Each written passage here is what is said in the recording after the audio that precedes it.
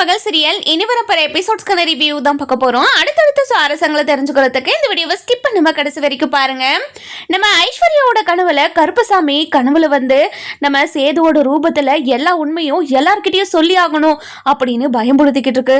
இதெல்லாம் பார்த்துக்கிட்டு இருந்த ஐஸ்வர்யா தூக்கத்துல இருந்து எழுந்து உட்காந்துருச்சு. ஐயோ என்னை எதுவும் பண்ணிடாதீங்கன்னு கத்திக்கிட்டு இருக்காங்க. அதுக்கப்புறம் சேது இருந்துட்டு, ஐஸ்வர்யா என்னாச்சு ஐஸ்வர்யா? மாமா எனக்கு எதுவும் ஆகலையே மாமா, நான் நல்லா தானே இருக்கேன் அப்படின்னு சொல்லி கேட்குறாங்க. நல்லா தான் இருக்க ஐஸ்வர்யா, ஏதாவது கெட்ட கனவு இது கண்டியா அப்படின்னு சொல்லி கேட்கவும், ஆமாங்க மாமா எனக்கு இங்க இருக்க ரொம்ப பயமா இருக்கு, நான் ஆண்டி ரூம்ல போய் படுத்துக்காவா அப்படின்னு சொல்லி கேட்கவும், சரி ஐஸ்வர்யா நீ போ அப்படின்னு சொல்லி அனுப்பி வச்சிடறாங்க. அடுத்த நாள் காலையில நம்ம சேது ராஜாங்கத்துக்கிட்ட இங்க பாருங்கப்பா, மீனாட்சிக்கு ஒரு கார் வாங்குற விஷயமா உங்ககிட்ட சொல்லியிருந்தேன் இல்லையா, அது விஷயமா நான் போய் பார்த்துட்டு வந்துடுறேன்ப்பா, சரியா பத்திரமா பார்த்து போயிட்டு வா அப்படின்னு சொல்லி அனுப்பி வைக்கிறாங்க. அதுக்கப்புறம் பாட்டிக்கும் ஒரு ஐடியா கொடுத்து, துணி கடையில இப்படி ஒரு ஆஃபர் போட்டிருக்காங்க, 10,000க்கு மேல ட்ரெஸ் எல்லாம் வாங்கினா ஒரு கார் ஒருத்தருக்கு இலவசமா கிடைக்கும் அப்படின்ற ஆஃபரை வச்சாதான் எப்படியும் தமிழ்ச்செல்வி அந்த ஆஃபர்ல காரை வாங்கிப்பா இல்லையா, சேது வாங்கி கொடுத்தாங்கன்னா கண்டிப்பா ஏத்துக்க மாட்டாங்க. அதனால இப்படி ஒரு ஐடியா பண்ணி அங்க கூட்டிட்டு போயிருக்காங்க. அங்க நம்ம சேது நினைச்ச மாதிரி தமிழ்ச்செல்விக்கு ஒரு காரும் வாங்கி கொடுத்துட்றாங்க. வாங்கி கொடுத்த உடனே ரொம்ப சந்தோஷமா போய்கிட்டு இருக்காங்க. அந்த வழியில நம்ம மூக்குத்தாய் அம்மனை நம்ம சேது பாக்குறாங்க. பார்த்த உடனே காரை விட்டு இறங்கி போய் பேசுறாங்க. என்னம்மா நல்லா இருக்கீங்களாம்மா அப்படின்னு நம்ம மூக்குத்தாய் அம்மனை கேட்கவும், என்னப்பா நீ நல்லா இருக்கியா, வீட்டுல இருக்கிறவங்க எல்லாம் எப்படி இருக்காங்க, இங்க பாருங்கம்மா உங்களை என்னோட அப்பா பார்த்தாங்கன்னா ரொம்ப சந்தோஷப்படுவாங்க, நீங்க வீடு வரைக்கும் கொஞ்சம் வரீங்களாமா அப்படின்னு சொல்லி கேட்கவும், கண்டிப்பாப்பா நான் வரேன் அப்படின்னு சொல்றாங்க. நம்ம சேதுவும் நம்ம மூக்குத்தாய் அம்மனை கூட்டிட்டு வீட்டுக்கு போறாங்க. வீட்டுக்கு போன உடனே வீட்டுல இருக்கிற எல்லாருமே அதாவது மூக்குத்தாய் அம்மனை பார்த்துட்டு ரொம்பவே ஷாக் ஆயிடுறாங்க. அதுக்கப்புறம் நம்ம ராஜாங்க மூக்குத்தாய் அம்மனை பார்த்துட்டு, அம்மா வாங்கம்மா உங்களை பார்த்ததுல ரொம்ப ரொம்ப சந்தோஷம், நல்லா இருக்கீங்களாமா அப்படின்னு சொல்லி கேட்கவும், நல்லா இருக்கையா, நீ எப்படியா இருக்க, இங்க பாருங்கம்மா என் மனசுல ரொம்ப கஷ்டத்தை வச்சிட்டு இருக்கேன், நானு கொஞ்ச நாளாவே குடும்பத்துல நிறைய பிரச்சனை நடந்துகிட்டு இருக்கு, என்ன நடக்குது ஏது நடக்குதுன்னே தெரியல, நேத்து தான் குலதெய்வ கோயிலுக்கு நாங்க போயிட்டு வந்தோம், கொஞ்ச நாளைக்கு முன்னாடி என் மருமக பெரிய தப்பு பண்ணிட்டான்னு என் பையன் வீட்டை விட்டு அனுப்பி ஊர் முன்னாடி வச்சு இவங்க 2 பேருக்கும் எந்த சம்மந்தமும் இல்லை, ஒட்டும் வரவும் இல்லைன்னு அறுத்து விட்டு என் பையனுக்கு இன்னொரு கல்யாணத்தை பண்ணி வச்சேன். ஆனா என் கருப்பசாமி வாக்கு கொடுத்துச்சு, என் மருமக எந்த ஒரு தப்புமே பண்ணலன்னு வாக்கு கொடுத்து சொல்லுச்சு. அப்போ என் மருமக தப்பு பண்ணலன்னா இந்த தப்பை வேற யாரு பண்ணது அப்படின்னு மூக்குத்தாய் அம்மன் கிட்ட கேட்கவும், இதெல்லாம் கேட்டுக்கிட்டு இருந்த மூக்குத்தாய் அம்மன் இருந்துட்டு, இங்க பாருப்பா உன் கேள்விக்கெல்லாம் விட சொல்றதுக்காக தான் என்ன அந்த கருப்பசாமியை இங்க வர வச்சிருக்கு போலப்பா அப்படின்னு சொல்லவும், இதை கேட்ட நம்ம ஈஸ்வரிக்கு, சித்ராக்கு, ஐஸ்வர்யாக்கு அப்படியே படன்னு ஆயிடுது. ஐயோ கடவுளே, இப்போ இன்னைக்கு எல்லா உண்மையும் தெரிய போதா, எல்லா உண்மையும் தெரிஞ்சா இப்போ என்ன ஆகும், ஐயோ கடவுளே யாருக்கும் எந்த உண்மையும் தெரியக்கூடாது, நான் பண்ணதெல்லாம் மிகப்பெரிய தப்பு தான், இனிமே எந்த ஒரு தப்பும் நான் பண்ண மாட்டேன், இந்த உண்மையை மட்டும் யாருக்கும் தெரியாத மாதிரி பண்ணிடுப்பா கடவுளே அப்படின்னு சொல்லி வேண்டிக்கிட்டு இருக்காங்க. அதுக்கப்புறம் நம்ம ராஜாங்கமோ, சொல்லுங்கம்மா இந்த விஷயத்த யாரு பண்ணது, இதுக்கு ஏதாவது காட்டுச்சி அம்மன் தெய்வத்தால உங்களால ஏதாவது பண்ண முடிஞ்சா பண்ணுங்கம்மா அப்படின்னு சொல்லி கேட்கவும், அதுக்கப்புறம் சரிப்பா நீ போய் உன்னோட பூஜை அறையில இருந்து ஒரு 4 வெத்தலையை எடுத்துட்டு வாப்பா அப்படின்னு சொல்லி கேட்குறாங்க. கேட்ட உடனே நம்ம ராஜாங்கமோ பூஜாரிக்கு போயிட்டு 4 வெத்தலையை எடுத்துட்டு கொடுக்குறாங்க. கொடுத்த உடனே அந்த அம்மா இருந்துட்டு அதாவது தோப்பையில இருந்து ஒரு மைய எடுத்து அந்த வெத்தலைக்குள்ள தடவி ராஜாங்க கையில கொடுக்குறாங்க. இங்க பாருப்பா, நீ யாரு மேல சந்தேகப்பட்டியோ அவங்கள மனசுல நினைச்சுக்கோ, அவங்க எந்த தப்பும் பண்ணலன்னு உங்க குலதெய்வ சாமி வாக்கு கொடுத்துருக்கு, அப்போ வேற யாரு தப்பு பண்ணதுன்னு மனசுல நினைச்சுக்கிட்டு நீ அந்த வெத்தலைய பார்த்தனா அதுக்கான பதில் உனக்கு கிடைக்கும்பா அப்படின்னு சொல்லிடுறாங்க. நம்ம சேதுவும் தமிழ்ச்செல்வி இந்த தப்பு பண்ணலன்னா வேற யார் இந்த தப்பு பண்ணது அப்படின்னு மனசுக்குள்ள வேண்டிக்கிட்டு கருப்பசாமிய மனசுல நினைச்சுக்கிட்டு அந்த வெத்தலைய பாக்குறாங்க. பார்த்த உடனே நம்ம ஈஸ்வரி, ஐஸ்வர்யா, நம்ம சித்ரா 3 பேரும் தான் அந்த வெத்தலைக்குள்ள தெரியுறாங்க. தெரிஞ்ச உடனே பயங்கரமா ஷாக் ஆயிடுறாங்க. என்னம்மா இது, எங்க குடும்பத்துல இருக்கிற 3 பேரு இந்த வெத்தலையில தெரியுறாங்க, இங்க பாருங்கப்பா, இங்க பாருப்பா, கூட இருக்கிறவங்க தான் உனக்கு குழி பறிக்கிறாங்கன்ற விஷயம் உனக்கு இப்ப தெரிஞ்சுதாப்பா, இதுக்கு எல்லாத்துக்கும் காரணம் இவங்க 3 பேரா தான் இருக்கும். இவங்க 3 பேரை விசாரிச்சனா கண்டிப்பா உனக்கு எல்லா உண்மையும் தெரியும்பா. நீ இவங்க 3 பேரையும் விசாரி அப்படின்னு சொல்லவும் இதை கேட்ட உடனே நம்ம அதாவது சாவுத்திரி இருந்துட்டு என்னென்ன இது எல்லாத்துக்கும் காரணம் மதனின்னு சொல்லியிருக்காங்க. மதனி இங்க பாருங்க மதனி, நீங்க ஏதாவது பண்ணியிருந்தா சொல்லிடுங்க. இப்போ சாமி முன்னாடி நீங்க தப்பிக்கவே முடியாது. நேத்து கருப்பசாமி முன்னாடி சாமி தமிழ்ச்செல்வி எந்த ஒரு தப்புமே பண்ணலன்னு வாக்கு கொடுத்துச்சு. இப்போ நீங்க 3 பேர் தான் ஏதோ தப்பு பண்ணியிருக்கீங்க. தமிழ்ச்செல்வி வீட்டை விட்டு போனதுக்கு காரணமும் நீங்க தானே. இப்போ காட்டச்சி அம்மனே அவங்களோட சக்தியால இப்போ தெரிய வச்சிருச்சு. இப்போ நீங்க மட்டும் உண்மையை சொல்லலைன்னா கண்டிப்பா பெரிய பிரச்சனையாகும். முதல்ல உண்மையை சொல்றீங்களா இல்லையா அப்படின்னு சொல்லி கேட்கவும் நம்ம ஐஸ்வர்யாவுக்கு அப்படியே பொல பொலன்னு கண்ணுல இருந்து தண்ணி வந்துகிட்டே இருக்கு. வேர்த்து கொட்டுது, படப்படன்னு ஆகுது, என்னென்னமோ பண்ணுது. என்ன ஐஸ்வர்யா, என்ன ரொம்ப பதட்டமா இருக்கு அப்படின்னு கருப்பு இருந்துட்டு ஐஸ்வர்யாவை கேட்கவும் ஒன்னும் இல்லை அப்படின்னு சொல்லிட்டே மலிப்பிக்கிட்டே இருக்காங்க. அதுக்கப்புறம் நம்ம சேது இருந்துட்டு ரொம்பவே அழுதுகிட்டே நம்ம காட்டுச்சி அம்மன் கிட்ட இங்க பாருங்கம்மா, அப்போ தமிழ்ச்செல்வி எந்த ஒரு தப்புமே பண்ணலையா அப்படின்னு சொல்லி கேட்கவும் இங்க பாருப்பா, அப்படிதான்ப்பா இந்த வெத்தலையிலும் சொல்லியிருக்கு. அந்த பொண்ணு தப்பா பண்ணியிருந்தா கண்டிப்பா இந்த வெத்தலையில அவளை காட்டியிருக்கணும்ல. இங்க பாருங்க, எல்லா உண்மையும் இவங்க 3 பேர்கிட்ட தான் இருக்கு. இவங்க 3 பேரையும் நீங்க விசாரிச்சுனங்கனாவே சரியா இருக்கும். இங்க பாருப்பா, எனக்கு முக்கியமான வேலை இருக்கு. உங்களுக்கான சந்தேகத்தையும் உங்களுக்கான தீர்வை அந்த காட்டச்சி அம்மன் சொல்லிடுச்சுன்னு நான் நினைக்கிறேன். அதனால நான் போயிட்டு வரேன்ப்பா. இனிமே உங்க குடும்பத்துல இருக்கிற எல்லா பிரச்சனையும் நீங்க எல்லாருமே ரொம்ப சந்தோஷமா இருக்கணும்ப்பா. அதுதான் எனக்கும் வேணும். சரிப்பா, நான் கிளம்புறேன் அப்படின்னு சொல்லவும் நம்ம ராஜாங்க இருந்துட்டு சரிங்கம்மா, என்னோட கேள்விக்கான பதில நீங்க சொல்லிட்டு போயிட்டீங்க.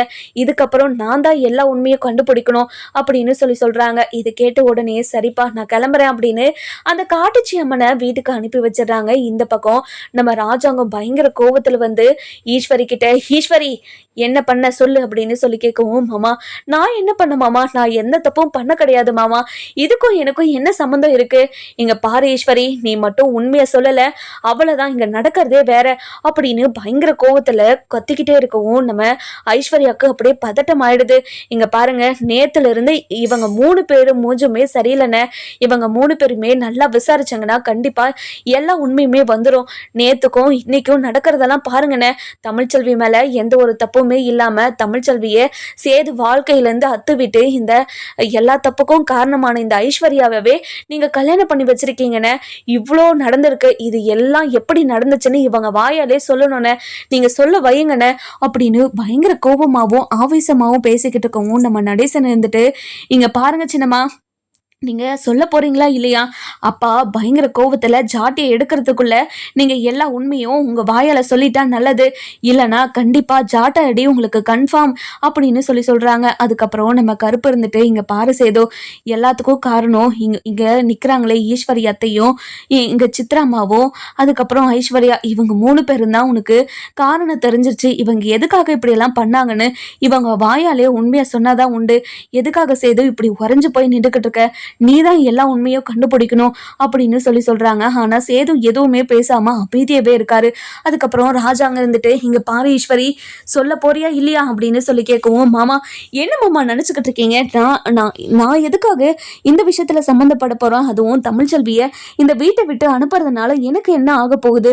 இங்க பாருங்க மாமா, தேவையில்லாம என் மேல சந்தேகப்படாதீங்க மாமா, பிளீஸ் மாமா அப்படின்னு கெஞ்சவும், இங்க பாரு ஈஸ்வரி, நீ எப்படிப்பட்ட ஆளு, என்னென்னலாம் பண்ணுவேன்னு எனக்கு எல்லாம் தெரியும். முதல்ல எல்லா உண்மையும் சொல்ல போறியா இல்ல நான் ஜாட்டியை எடுத்துட்டு வர சொல்லுமா அப்படின்னு சொல்லவும் அதுக்கப்புறம் நம்ம சித்ரா வந்துட்டு என்ன பெரியப்பா நினைச்சுக்கிட்டு இருக்கீங்க? நீங்க இந்த வீட்டுல எந்த தப்பு நடந்தாலும் எங்க மேல பழிய போட்டு எங்களை வீட்டை விட்டு துரத்தணும், அதுதானே உங்களோட ஐடியா அப்படின்னு சொல்லவும் இது கேட்ட உடனே நம்ம ராஜாங்க இருந்துட்டு ஈஸ்வரி அப்படின்னு பயங்கரமா கத்திடுறாங்க. அதுக்கப்புறம் என்ன நம்ம மோகனா கிட்ட, மோகனா அப்படின்னு கண்ணை உருட்டவும் நம்ம மோகனா இருந்துட்டு போய் ஜாட்டியை எடுத்துட்டு வராங்க. எடுத்துட்டு வந்த உடனே இப்போ 3 பேரும் உண்மையை சொல்றீங்களா இல்லையா? ஐஸ்வர்யா, உன் மேல நான் நிறைய மரியாதை வச்சிருக்கேன், நீ மட்டும் இப்போ உண்மையை சொல்லல, அவ்வளவுதான் உனக்கு அப்படின்னு கேக்குறாங்க. இங்க பாருங்க மாமா, நான் எந்த தப்பும் பண்ணல மாமா, நீங்க என் மேல இப்போ தேவையில்லாத பழியை போட்டுக்கிட்டு இருக்கீங்க மாமா. என்னை மன்னிச்சிடுங்க மாமா. நான் எந்த தப்பும் பண்ணலை. நீங்கள் எவ்வளோ தூரம் கேட்டாலும் இந்த சாட்டையால் என்னை அடித்தாலுமே என்னால் எந்த உண்மையுமே சொல்ல முடியாது. அப்போது எந்த உண்மையும் நீங்கள் சொல்ல மாட்டீங்க அப்படி தானே அப்படின்னு சாட்டையால் போட்டு 3 பேரும் விழுன்னு வெளுத்துக்கிட்டே இருக்காங்க. அடி தாங்க முடியாமல் நம்ம சித்ரா கதற இதையும் நம்ம ஈஸ்வரி கதறத்தையும் பார்த்து நம்ம சாவித்திரியும் தாமரையும் ரசிச்சுக்கிட்டு இருக்காங்க. அதுக்கப்புறம் ஐஸ்வர்யா வலி தாங்க முடியாத, மாமா நான் எல்லா உண்மையுமே சொல்லிடுறேன் மாமா, என்னை மன்னிச்சிருங்க மாமா, நீங்கள் அடிக்கிறத கொஞ்சம் நிப்பாட்டுங்க மாமா, ப்ளீஸ் மாமா அப்படின்னு சொல்லி அடிக்கிறத நிப்பாட்ட வைக்கிறாங்க. நம்ம ராஜாங்கமும் அப்படியே ஓஞ்சு போய் நிற்கிறாங்க. இங்கே பாருங்க மாமா, தமிழ்ச்செல்வி வீட்டை விட்டு போனதுக்கு காரணம் நான் தான் மாமா. இது எல்லாத்துக்கும் காரணம் நாங்கள் 3 பேர் தான். ஈஸ்வரி ஆண்டி தான் இப்படி ஒரு பிளான் பண்ணாங்க. நான் தான் மிமிக்ரி பண்ணி தமிழ்ச்செல்வி மாதிரி அவங்க அப்பா கிட்ட பேசினேன். என்னை மன்னிச்சிருங்க மாமா அப்படின்னு சொல்லிட்டு கதறி அழுதுகிட்டு இருக்காங்க. இதெல்லாம் கேட்ட நம்ம ராஜாங்கமும் சேதுவும் பயங்கரமாக ஷாக் ஆயிடுறாங்க. என்ன சொல்கிற நீ, என்ன சொல்லிக்கிட்டு இருக்க? இங்கே பாரு, நீ சொல்கிறது எல்லாமே உண்மையா? ஆமாங்க மாமா, நான் சொல்கிறது எல்லாமே உண்மைதான். தமிழ்ச்செல்விக்கு இவ்வளோ பெரிய துரோகத்தை பண்ணது நான் தான். சேது மாமா, இங்கே பாருங்க மாமா, என்னை மன்னிச்சிருங்க மாமா. உங்கள் மேலே ஆசைப்பட்டு தானே இப்படியெல்லாம் பண்ணிட்டேன். ஈஸ்வரி ஆண்டி இதை நீ பண்ணனா கண்டிப்பாக உங்களை எனக்கு கல்யாணம் பண்ணி வைக்கிறேன்னு வாக்கு கொடுத்துருந்தாங்க. உங்களை கல்யாணம் பண்ணிக்கிறதுக்காக நான் இந்த வேலையெல்லாம் பண்ண வேண்டியதாக ஆயிடுச்சு. தமிழ்ச்செல்வியை எப்படியாவது உங்ககிட்ட இருந்து பிரித்து ஆண்டி தான் எனக்கு உங்களை கல்யாணம் பண்ணி வைக்கிறேன்னு சொன்னாங்க. அதே மாதிரி எனக்கு கல்யாணமும் பண்ணி வச்சுட்டாங்க அப்படின்னு சொல்கிறாங்க. ஈஸ்வரி, என்ன ஈஸ்வரி இதெல்லாம்? எனக்கும் இதுக்கும் எந்த சம்மந்தமும் இல்லைன்னு சொன்னியே, இப்போ என்ன சொல்ல போற நீ அப்படின்னு சொல்லி கேட்கவும், மாமா என்னை மன்னிச்சிருங்க மாமா, அந்த தமிழ்ச்செல்வி இந்த வீட்டில் இருந்த வரைக்குமே எங்களை ஒரு அடிமை மாதிரி தான் நடத்திக்கிட்டு இருந்தா. அவளை எப்படியாவது இங்கேருந்து துரத்திட்டு என் அண்ணன் பொண்ணவே இந்த வீட்டுக்கு மருமகளாக கொண்டு வந்தா இந்த வீட்டில் நம்ம ராணி மாதிரி இருக்கலாம் அப்படின்னு நினச்சிதான் மாமா இது எல்லாத்தையும் பண்ணிட்டேன். என்னை மன்னிச்சிருங்க மாமா, இதனால் நீங்கள் ஜெயிலுக்கு போவீங்க, ஜெயிலில் அடி வாங்குவீங்க, உங்கள் பதவி பறிப்போகுன்னு சத்தியமாக நான் எதிர்பார்க்கல மாமா, என்னை மன்னிச்சிருங்க மாமா அப்படின்னு கதறி காலில் விழுந்துடுறாங்க. இங்கே பாரு ஈஸ்வரி, இப்படி ஒரு கேடு கெட்ட வேலையே நீ இப்போ ஏற்பட்ட குடும்பத்திலேருந்து பண்ணியிருக்கே. நீ என்னதான் தப்பு பண்ணாலையும் இந்த வீட்டிலேயே உன்னை வச்சிருந்த பார்த்தியா, அதுதான் நான் பண்ண மொத தப்பே அப்படின்னு சொல்கிறாங்க. இங்கே பாருங்க மதனி, எப்படி மதனி இப்படி ஒரு துரோகத்தை என் அண்ணனுக்கும் சேதுக்கும் பண்ண முடிஞ்சது? சேதுவோட முகத்தை பார்த்தீங்களா? அவன் எவ்வளோ சந்தோஷமாக இருக்க வேண்டியவன், அவனோட சந்தோஷத்தை எல்லாத்தையும் நீங்கள் கெடுத்துட்டீங்களே, எப்படிங்க மதனி உங்களால் முடிஞ்சது? இங்கே பாருங்கண்ணே, இவங்களை சும்மாவே விடக்கூடாதுங்கண்ணே. இப்போது சேதோ இந்த குடும்பத்தில் இந்த வீட்டில் 2 குழந்தைங்களோடையும் பொண்டாட்டியோடையும் எவ்வளோ சந்தோஷமாக இருக்க வேண்டியவன். என்னோட சேது உயிருக்கு உயிராக காதலிச்ச தமிழ்ச்செல்வியை விட்டுட்டு ஐஸ்வர்யா கழுத்தில் தாலி கட்டுற அளவுக்கு தமிழ்ச்செல்வி மேலே வெறுப்பை உண்டாக்கி வச்சுருக்காங்க இவங்க. தமிழ்ச்செல்வி இப்போது எந்த ஒரு தப்புமே பண்ணாமல் எவ்வளோ பெரிய தண்டனையை அனுபவிச்சுக்கிட்டு இருக்கா. அவள் இடத்துல வேற யாராவது இருந்திருந்தா கண்டிப்பாக அவ்வளோ கஷ்டத்தையும் தாங்கியிருக்கவே மாட்டாங்க. அவ்வளோ பெரிய கஷ்டத்தை நீ கொடுத்துருக்க சேது தமிழ்ச்செல்விக்கு. இனிமேல் தமிழ்ச்செல்வி எப்பவுமே உன்னை மன்னிக்கவே மாட்டா. அவளை கேட்ட வார்த்தையும் அவளை அசிங்கப்படுத்தி வீட்டை விட்டு அனுப்புனதோ கொஞ்சமாவது நீ யோசிச்சு பாரு. அதுக்கப்புறம் நடந்த விஷயமும் எவ்வளோ பெரிய விஷயமெல்லாம் நடந்திருக்கு. இவங்க இந்த வீட்டுக்கு எவ்வளோ பெரிய துரோகத்தை பண்ணியிருக்காங்க. நான் ஏற்கனவே சொன்னனா இல்லையா சேதோ, இவங்க ஏதோ பிளானோடு தான் உன்னை கல்யாணம் பண்ணிக்கிறதுக்காக இந்த மாதிரி பிளான் போட்டுக்கிட்டு இருக்காங்க. இந்த கல்யாணத்தை பண்ணிக்காதன்னு உன்கிட்ட நான் தலைப்பாட அடிச்சுக்கிட்டேனே சேதோ. என்னோட பேச்சு என்னை கேட்டியா? இப்போ பாத்தியா, உன்னோட வாழ்க்கையே இப்போ கேள்விக்குறியா இருக்கு. மாற்றவே முடியாத ஒரு தப்பை நீ பண்ணியிருக்க அப்படின்னு சொல்லி நம்ம சேதுக்கிட்ட சொல்லவும், சேது அப்படியே பயங்கர கோவத்தோட ஐஸ்வர்யாவோட கழுத்தை பிடிச்சிக்கிட்டு, இங்கே பாரு ஐஸ்வர்யா, உனக்கு நான் என்ன துரோகம் பண்ணேன்? என்னோட குழந்தைங்க நான் எவ்வளோ பிடிக்கணும் உனக்கே தெரியும்ல. அப்படி தெரிஞ்சிருந்தோ என்னையும் என் பொண்டாட்டியும் என் பசங்களையும் இப்படி பிரிய வச்சு தவிக்க வச்சுட்டியே, உன்னை சும்மாவே விடமாட்டேன் அப்படின்னு கழுத்தை பிடிச்சி நெரிச்சுக்கிட்டு இருக்காங்க. அப்புறம் நம்ம ஐஸ்வர்யா, மாமா கழுத்தை விடுங்க மாமா, ப்ளீஸ் மாமா எனக்கு தொண்டை நெரிக்குது மாமா அப்படின்னு சொல்லி அழுதுகிட்டே இருக்கவும், அதுக்கப்புறம் நம்ம சேது இருந்துட்டு, ஐயோ கடவுளே, தமிழ்ச்செல்வி மேலே நான் பொய்யான பழியை தூக்கி போட்டு நான் இப்போ அவளை வீட்டை விட்டு துரத்துட்டேனே, அவள் மேலே எந்த ஒரு தப்பும் இல்லைன்னு நான் இப்போ புரிஞ்சுக்கிட்டேன். அவள் முகத்தை பார்த்து நான் எப்படி பேசுவேன்? எப்படி அவள் முகத்தை வச்சு அவள் நேருக்கு நேராக அவங்க முகத்தை கூட நான் எப்படி பேசுவேன்? கடவுளே, அப்பா இங்கே பாருங்கப்பா, நம்ம கூடவே இருந்து நம்ம குடும்பத்துக்கு எவ்வளோ பெரிய துரோகத்தை பண்ணியிருக்காங்கன்னு பாருங்கப்பா. இந்த குடும்பத்தில் இருக்கிறவங்க இப்போ எவ்வளோ சந்தோஷமாக இருக்க வேண்டியவங்க தெரியுமா? ஆனால் இப்போ எல்லா சந்தோஷத்தையும் நிம்மதியும் இழந்து நம்ம இப்படி கஷ்டப்பட்டுக்கிறதுக்கு காரணமே இவங்க 3 பேரும் தான்ப்பா. இவங்க 3 பேரை பார்த்தா எனக்கு எரிச்சலாக இருக்குதுங்கப்பா அப்படின்னு பயங்கரமாக அழுதுகிட்டே சொல்லவும், இதெல்லாம் கேட்டுக்கிட்டு இருந்தேன் நம்ம ராஜாங்க இருந்துட்டு, "இங்க பாரு சேது, நீ கவலையே படாத.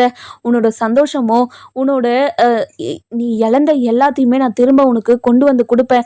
நீ கவலையே படாத. இங்க பாரு ஈஸ்வரி, இந்த எப்பேர்ப்பட்ட குடும்பத்துல இருந்து எப்பேர்ப்பட்ட காரியத்த பண்ணியிருக்க நீ. உன்னை நான் சும்மாவே விடமாட்டேன். நீ இனிமே இந்த வீட்டு பக்கம் இல்ல, இந்த வீட்டு வாசப்படிய கூட மிதிக்கவே கூடாது. முதல்ல வீட்டை விட்டு போயிடு" அப்படின்னு சொல்றாங்க. "ஐயோ மாமா, நீங்க இப்படி ஒரு முடிவு மட்டும் எடுத்துறாதீங்க மாமா. உங்கள விட்டா எனக்கு யார் இருக்கா சொல்லுங்க மாமா. இங்க பாருங்க மாமா, என்னால இந்த வீட்டை விட்டெல்லாம் போக முடியாது. நான் பண்ணது மிகப்பெரிய தப்பு தான். நான் பண்ணது மிகப்பெரிய தப்பு தான் மாமா. என்னை மன்னிச்சிருங்க மாமா, ப்ளீஸ் மாமா" அப்படின்னு சொல்லிட்டு கெஞ்சிக்கிட்டு இருக்கவும், இதெல்லாம் கேட்டுக்கிட்டு இருந்த நம்ம ராஜாங்க இருந்துட்டு ரொம்பவே கோவமா இருக்காங்க. அதுக்கப்புறம் மோகனா இருந்துட்டு, "என்ன ஈஸ்வரி, என்ன எல்லா தப்பையும் பண்ணிட்டு மன்னிப்பு கேட்டா எல்லாமே முடிஞ்சிருமா? இல்ல நீ மன்னிப்பு கேட்கறதுனால இப்போ எல்லாமே மாறிடுமா? எப்படி எப்படி இந்த மனுஷனுக்கு இவ்வளோ பெரிய துரோகத்தை உன்னால பண்ண முடிஞ்சிச்சு? உனக்கும் சரி, உன் மகளுக்கும் சரி, எல்லாத்தையும் தேவையானதெல்லாம் ஒண்ணுன்னா பார்த்து பார்த்து தானே இந்த மனுஷன் பண்ணிக்கிட்டு இருக்காரு. சாப்பாடுல இருந்து எல்லா விஷயமுமே உன்னை தேடி வர்றதுனால உனக்கு எந்த ஒரு அருமையுமே தெரியல. இவ்வளோ கஷ்டப்பட்டு ஒவ்வொரு ரூபாய்க்கும் எவ்வளோ கஷ்டப்பட்டு நம்ம குடும்பத்துக்கு செஞ்சுக்கிட்டு இருக்காங்கன்னு உனக்கு எதுவும் புரியல. அது எல்லாம் புரிஞ்சாதான் நீ எதுவுமே பண்ணாம இருப்ப அப்படின்னு சொல்றாங்க. அதுக்கப்புறம் நம்ம மலர் இருந்துட்டு இந்த வீட்டில் நடந்துக்கிட்டு இருக்க விஷயத்தை எல்லாத்தையும் நம்ம தமிழுக்கு ஃபோன் பண்ணி சொல்றாங்க. சொன்ன உடனே, "என்னக்கா சொல்றீங்க? இந்த விஷயத்துக்கெல்லாம் காரணம் ஐஸ்வர்யாவும் சித்ராத்தையும் தானா? எப்படி எப்படி இவ்வளோ இவ்வளோ பெரிய விஷயத்த அவங்களால பண்ண முடிஞ்சிச்சு? எனக்கு எதுக்காக இவ்வளோ பெரிய துரோகத்தை பண்ணாங்க? இங்க பாரு தமிழ், எப்படியாவது உன்கிட்ட இருந்து சேதுவை பிரித்து ஐஸ்வர்யாவுக்கு கல்யாணம் பண்ணி வைக்கணும்னு தான் இது எல்லாத்தையுமே பண்ணியிருக்காங்க. நடக்கட்டும் நடக்கட்டும். என் மேலே துளி கூட நம்பிக்கையே இல்லாமல் அவர் இப்படி ஒரு காரியத்தை பண்ணார் இல்லை. இப்போ தான் என் மனசுக்கு ரொம்ப ரொம்ப நிம்மதியாக இருக்குது. நான் எந்த தப்புமே பண்ணலைன்னு அந்த குடும்பத்தில் இருக்கிறவங்களுக்கு தெரிஞ்சிருக்கும்ல. நான் என் மேலே எந்த ஒரு தப்பும் இல்லைன்னு அவங்கக்கிட்ட நிரூபிக்கணுன்ற அவசியம் இல்லை. இப்போ அவங்களா தெரிஞ்சுக்கிட்டாங்கல்ல, எனக்கு ரொம்ப ரொம்ப சந்தோஷம். இனிமே நான் யார்கிட்டையும் தலை குனிஞ்சு நிற்கணுன்ற அவசியம் இல்லை. ஏதோ ஒரு மனசில் ஏதோ ஒரு ஓரத்தில் எனக்கு இந்த கஷ்டம் இருந்துட்டு தான் இருந்துச்சு. எந்த ஒரு தப்புமே செய்யாத என் மேலே இவ்வளோ பெரிய பழியை தூக்கி போட்டாங்களேன்ற ஒரு குற்ற உணர்ச்சி இருந்துக்கிட்டே தான் இருந்துச்சு. இப்போ அந்த குற்ற உணர்ச்சி இல்லாமல் நான் வைராகியமாக என்னோட வாழ்க்கையை வாழ போகிறேன்க்கா. ரொம்ப சந்தோஷமாக இருக்குதுக்கா அப்படின்னு சொல்கிறாங்க. தமிழ், எனக்கு தெரியும் தமிழ், நீ எந்த தப்புமே பண்ணியிருக்க மாட்டேன்னு, நீ எந்த தப்புமே பண்ணலைன்னு உறுதியாக அடித்து சொல்லும் போதே எனக்கு அப்போவே தெரியும் தமிழ். ஆனால் யார் இதை பண்ணியிருப்பாங்கன்னு சத்தியமாக நான் யோசிக்க கூட முடியாத அளவுக்கு இவங்க எல்லாரும் பண்ணியிருக்காங்க தமிழ் அப்படின்னு சொல்கிறாங்க. சரி தமிழ், இங்கே நடந்துக்கிட்டு இருக்க பிரச்சனையெல்லாம் பார்த்தா இப்போதைக்கு முடிய போகிறது கிடையாது. நான் அப்புறமா உனக்கு ஃபோன் பண்ணுறேன் அப்படின்னு ஃபோனை வச்சுறாங்க. அதுக்கப்புறம் நம்ம வசந்தி இருந்துட்டு, "என்ன தமிழ், என்ன ஆச்சு?" அப்படின்னு கேட்கவும், "அம்மா" அப்படின்னு நடந்த விஷயத்தெல்லாம் வசந்தி கிட்ட சொல்கிறாங்க. வசந்தி பயங்கரமாக ஷாக் ஆயிடுறாங்க. அந்த ஐஸ்வர்யா பொண்ணா இப்படியெல்லாம் பண்ணுச்சு, என்னால் நம்பவே முடியல. அந்த அந்த பொண்ணு வந்து நம்ம கிட்டலாம் எப்படி பேசிச்சு, எவ்வளோ எவ்வளோ சகஜமாக பேசிச்சு. இவ்வளோ பெரிய துரோகத்தை நமக்கு பண்ணிட்டு தான் அவ்வளோ சகஜமாக பேசிச்சா? ஐயோ, யாருமே இந்த உலகத்தில் நம்பவே கூடாது அப்படின்னு சொல்லவும், நம்ம அப்பத்தாக்கு இந்த விஷயம் தெரிய வருது. தெரிஞ்ச உடனே பயங்கர கோவமா நம்ம செல்லப்பாண்டி கிட்ட, "அடே செல்லப்பாண்டி, என்னை உடனே பெரிய வீட்டுக்கு கூட்டிகிட்டு போடா. பெரிய வீட்டுக்கு கூட்டிகிட்டு போய் அங்கே இருக்கிற எல்லாரையுமே 4 வார்த்தை நாக்க பிடுங்குற மாதிரி கேட்டுட்டு வரணும்டா. அப்போ தாண்டா எனக்கு மனசே ஆறும்" அப்படின்னு சொல்கிறாங்க. "என்னதான் சொல்கிறீங்க? இங்கே பாருங்கத்தா, அங்கே ஏற்கனவே பிரச்சனை நடந்துக்கிட்டு இருக்கான். இப்போ நீங்கள் போயிட்டு ஏதாவது பேச போய் அங்கே ஏதாவது இன்னும் பிரச்சனை ஆக போகுது. இங்கே பாருடா, தமிழ்ச்செல்வி மேலே தான் அவள் எந்த தப்புமே பண்ணாமல் அவன் மேலே இவ்வளோ பெரிய பழியை தூக்கி போட்டு இவ்வளோ பெரிய அசிங்கத்தை அந்த ஈஸ்வரி பண்ணியிருக்கா. அவளை சும்மா விட சொல்றியா? நாக்க பிடுங்குற மாதிரி 4 கேள்வி கேட்க வேணாம். நான் தமிழ்ச்செல்விக்காக இதை கேட்டு தான் ஆகுவேன். வாடா, என்னை கூட்டிகிட்டு போடா அப்படின்னு செல்லப்பாண்டி கிட்ட சொல்லவும், "சரிங்க அத்தா" அப்படின்னு சொல்லிட்டு செல்லப்பாண்டியும் பெரிய வீட்டுக்கு நம்ம அப்பத்தாவை கூட்டிகிட்டு போகிறாங்க. கூட்டிகிட்டு போன உடனே நம்ம அப்பத்தா இருந்துட்டு ரொம்பவே கோவமாகவும் ஆவேசமாகவும் உள்ளே போகிறாங்க. உள்ளே போனடே, என்னடா என்னடா ராஜாங்கோ, என்ன நான் சொன்னதெல்லாம் இப்போ உண்மைன்னு உனக்கு புரிஞ்சிருச்சா? அவசரப்படாதீங்கடான்னு சொல்லிக்கிட்டே தானே இருந்தேன். ஆனால் என்னோட பேச்சை யாரும் கேட்காம மதிக்காமல் உங்கள் இஷ்டத்துக்கு நீங்கள் யோசிச்ச மாதிரி ஏதோ ஒன்று பண்ணிக்கிட்டு இருந்தீங்கல்ல. இப்போது உங்கள் வாழ்க்கையில் திருத்தவே முடியாத மாதிரி ஒரு தப்பை நீங்கள் பண்ணி வச்சுருக்கீங்க. உங்களுக்கு தெரியுதாடா அப்படின்னு கேட்கவும், இதை கேட்ட உடனே நம்ம ராஜாங்க இருந்துட்டு அழுதுகிட்டே, "அதா பார்த்தா, இங்கே பாருங்கதா, நம்ம எப்பேற்பட்ட குடும்பத்தில் இருந்து எப்பேற்பட்ட எப்படிப்பட்ட காரியத்தை பண்ணி வச்சிருக்காங்கன்னு பாருங்க ஆத்தா. இந்த வீட்டு மருமகளை இந்த வீட்டை விட்டு துரத்துறதுக்கு காரணமே இவங்க தான். என்னை மன்னிச்சிடாத்தா, என்னை மன்னிச்சிடாத்தா, உன்னையோ நான் வீட்டை விட்டு துரத்திட்டேன் ஆத்தா அப்படின்னு சொல்லவும், இங்க பாருடா, நீ மன்னிப்பு கேட்கறதுனால இங்க என்ன ஏதாவது மாறப்போதா என்ன? எதுவும் மாறப்போறது கிடையாதுடி. என்னடி ஈஸ்வரி, இவ்வளோ பெரிய கேடு கெட்ட வேலையை பண்ணியிருக்கியே, உனக்கு மனசாட்சின்றது ஒன்று இல்லை, தமிழ்ச்செல்வி மேலே எந்த ஒரு தப்புமே இல்லைன்னு இப்போ அந்த கடவுளே நிரூபிச்சிருச்சா? இப்போ பாத்தியாடி, உண்மைதான் ஒரு நாள் ஜெயிக்கும்னு உனக்கு தெரியும் நண்டி. யாராவது சந்தோஷமா இருந்தா போதுமே, உனக்கு கண்ணு பொறுக்காதே, அவங்க சந்தோஷத்தை எப்படியாவது கெடுத்து விடணும்னு கங்கனை கட்டிட்டு அலையிறியா? இனிமே எப்படி அந்த கங்கனை கட்டிட்டு அலையிறேன்னு பார்க்கறேன்டி. உன்னாலலாம் எப்படி இப்படியெல்லாம் யோசிக்க முடியுது? இன்னொருத்தருக்கு எப்படி துரோகத்தை பண்ண முடியுது? இங்கே பாருடி, தமிழ்ச்செல்விக்கு எதுக்காகடி இவ்வளோ பெரிய துரோகத்தை பண்ண அப்படின்னு நம்ம ஐஸ்வர்யா கிட்ட கேட்கவும், ஐஸ்வர்யா பயங்கரமாக அழுதுகிட்டே எந்த ஒரு பதிலும் சொல்லாமல் அமைதியே இருக்காங்க. அதுக்கப்புறம் சேது இருந்துட்டு, இங்கே பாருங்க மாச்சி, இங்கே பாருங்க பார்த்தா, என்னை மன்னிச்சிருங்க பார்த்தா, என்னை மன்னிச்சிருங்க, எப்படியாவது தமிழ்ச்செல்வி கிட்ட பேசி திரும்பவும் இந்த வீட்டுக்கு வர சொல்லுங்க. என்னடா கூழ் கட்டவனே, எப்பட்றா வருவா? நீ இன்னொரு கல்யாணத்தை பண்ணி ஒரு பொண்டாட்டியை வீட்டில் வச்சிருக்கும் போது எப்படிடா அவ வருவான்? அவளுக்கு எவ்வளோ பெரிய துரோகத்தை பண்ணியிருக்கா, அடுக்கடுக்கா துரோகத்தை பண்ணியிருக்கடா. அப்படி இருக்கும்போது எந்த பொண்ணுமே நீ பண்ணியிருக்கிறதெல்லாம் பண்ணா கண்டிப்பாக எந்த பொண்ணுமே மன்னிக்க மாட்டாடா. கண்டிப்பாக தமிழ்ச்செல்வியும் மன்னிக்க மாட்டா. மன்னிக்க முடியாத தப்பாக தான் நீ பண்ணி வச்சிருக்க. நான் எத்தனையோ முறை சொன்னேன், ஆனால் இந்த குடும்பத்தில் இருக்கிற யாருமே கேட்காம இப்படி ஒரு தப்பை பண்ணி வச்சுட்டீங்க. இப்போது இங்கே குத்துது அங்கே குடையுதுன்னு சொன்னால் என்ன பண்ண முடியும்? எதுவுமே பண்ண முடியாது. வைங்க. இப்படியோ அதாவது விஷத்தை எல்லாத்தையும் வீட்டில் வச்சுக்கிட்டு ஒரு மகாலட்சுமி வீட்டை விட்டு துரத்துனீங்களே, அதனால தான் இந்த வீடே சந்தோஷத்தை இழந்து கிடக்குது.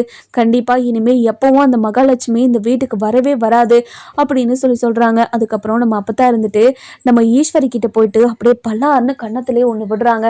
இங்கே பாருடி, நீ எவ்வளோ பெரிய துரோகத்தை பண்ணியிருக்கன்னு உனக்கு தெரியுதாடி? இந்த குடும்பத்திலே இருந்து இந்த வீட்டு உப்பை தின்னுக்கிட்டு எப்படி உன்னால் இப்படியெல்லாம் நடந்துக்க முடியுது? உனக்கு கேவலமா இல்லை, அசிங்கமா இல்லைன்னு சொல்லவும், இதை கேட்ட உடனே, அம்மா இங்கே பாருங்கம்மா, இவங்களுக்கெல்லாம் வெக்கம் மானசூடு சொரணை அது ஏதாவது இருந்திருந்தா இப்படியெல்லாம் பண்ணியிருக்கவாங்களாம்மா? கண்டிப்பாக இப்படியெல்லாம் பண்ணியிருக்க மாட்டாங்க. இவங்க மனசாட்சி இல்லாதவங்கம்மா. இப்போ சேது எவ்வளோ சந்தோஷமாக இருக்க வேண்டியவன், நான் 4 பேரா குடும்பமாக இருக்க வேண்டியவன், இப்போ அவனை ஒத்தையில் தவிக்க விட்டுட்டாங்களேம்மா அப்படின்னு பயங்கரமான ஆவேசத்தில் ஏற்றி விட்டுட்டு இருக்காங்க. நம்ம ஈஸ்வரி இருந்துட்டு, இங்கே பாருங்க தாச்சி, இந்த விஷயத்தில் நீங்கள் தலையிடாதீங்க. நீங்கள் பண்ணாத தப்பா, நீங்கள் பண்ணாத துரோகமா இந்த குடும்பத்துக்கு? நீங்கள் எல்லா துரோகத்தையும் பண்ணிட்டு இப்போதான் வந்து உக்காந்துக்கிட்டு இருக்கீங்களே, இது தெரியலையா அவங்களுக்கு அப்படின்னு சொல்லி கேட்கவும், இங்கே பாருங்க, இந்த குடும்பத்துக்கு எந்த ஒரு துரோகமும் அநியாயத்தையும் நான் பண்ணலை. எனக்காக மட்டும்தான், என் பிள்ளைக்காக ஏதோ ஒரு கோடீஸ்வர பையனை கல்யாணம் பண்ணி வைக்கணும்னு ஆசைப்பட்டேன். அதனால தான் நான் அப்படி ஒரு காரியத்தை பண்ணேன். ஆனால் அவன் அந்த ஏற்பாடு பண்ணியிருந்தே நீ தானே அப்படின்னு சொல்லவும், இதை கேட்ட ராஜாங்கத்துக்கு பயங்கரமாக ஷாக் ஆகிடுது. ஆனால் இங்கே பாருங்கண்ணே, என் பொண்ணு ஒரு கோடீஸ்வர மாப்பிள்ளையே கல்யாணம் பண்ணிக்கிறேன்னு ஒரு பிச்சைக்காரனை கல்யாணம் பண்ணிக்கிட்டால, அது ஏற்பாடு பண்ணதே இந்த ஈஸ்வரி தான். இதை ஆதாரம் இல்லாமல் உங்ககிட்ட சொன்னால் நீங்கள் நம்ப மாட்டேங்கிறதுக்காக தான் இத்தனை நாளாக இதை மனசில் போட்டே வச்சுக்கிட்டேன். இங்கே பாருங்கள், என் பொண்ணும் இப்படி சீரழிஞ்சதுக்கு காரணமே இவங்க தான் என் பொண்ணோட வாழ்க்கையை எப்படியாவது கெடுத்து விடணும் அப்படின்னு இதெல்லாம் பண்ணி வச்சாங்க அண்ணன் அப்படின்னு சொல்கிறாங்க. இதை கேட்ட உடனே, இங்கே பாரு ஈஸ்வரி, எத்தனை கேடு கெட்ட வேலையை பார்த்துருக்க நீ. இனிமே நீ இந்த வீட்டுக்குள்ளே இருக்கவே கூடாது. ஒரு நிமிஷம் கூட இருக்காது கருப்பு.